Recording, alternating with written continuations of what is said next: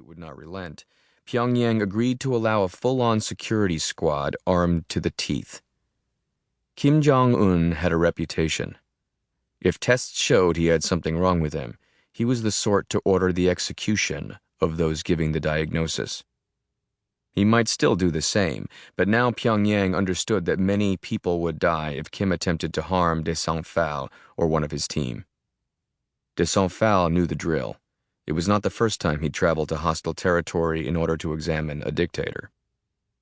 Without de Saint-Phal, Kim would have no choice but to bring in an inferior team from China, or else rely on North Korea's own team of cancer specialists, whose knowledge and abilities were decades behind the institute's. De Saint-Phal looked across the aisle. A woman, Dr. Megan Licamelli, with short, jet-black hair, was reading the same set of documents he was, Kim's health records going back to his childhood. "It's in the genetics," said de Saint-Phal. "What is?" "Declination of the pancreatic mechanism, whether it's the trypsinogen gene or ataxia telangiectasia. We won't know until later." "I read it differently," said Megan. "The primary DNA structure is decaying.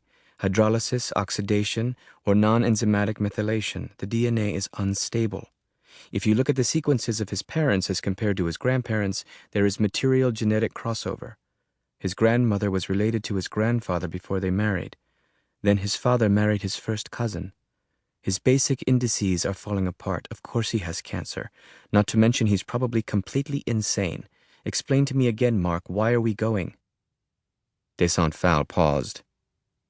"If I had $1 for every time I think I know what I'm going to find before I find something completely different, or nothing at all, I'd be a very rich man." "You are a very rich man," said Megan. "What if you had $1 for every time what you predicted came true? Would that pile be bigger?" De Saint-Phal grinned. "Maybe," he said. The streets in Pyongyang were closed. All citizens not at work had been ordered inside for the 4-hour period of time, in the middle of the day, that Kim would be traveling to the hospital. The motorcade began at the Ryongsong residence, 5 vehicles in all, 4 black Range Rovers, and, in the middle, a long, dark red Mercedes limousine, bulletproof, steel-plated undercarriage, a driver with a small pile of submachine guns on the side seat, despite the many layers of protection along the route and within flanking range of the limousine.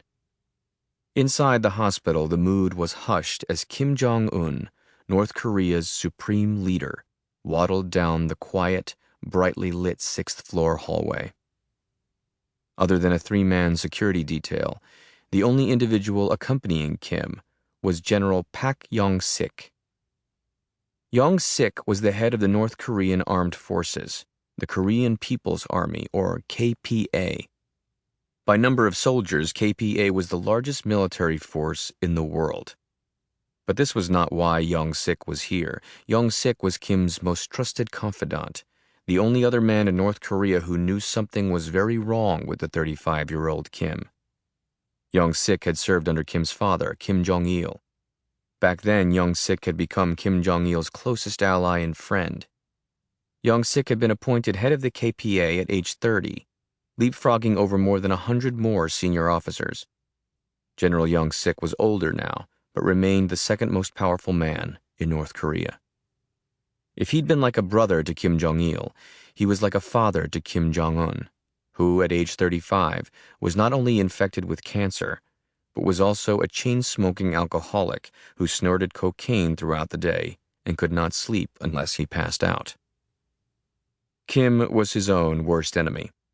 He started smoking at age 9 and drinking by 11. He lost his virginity at age 12 to a stunning prostitute flown into Pyongyang from New York City.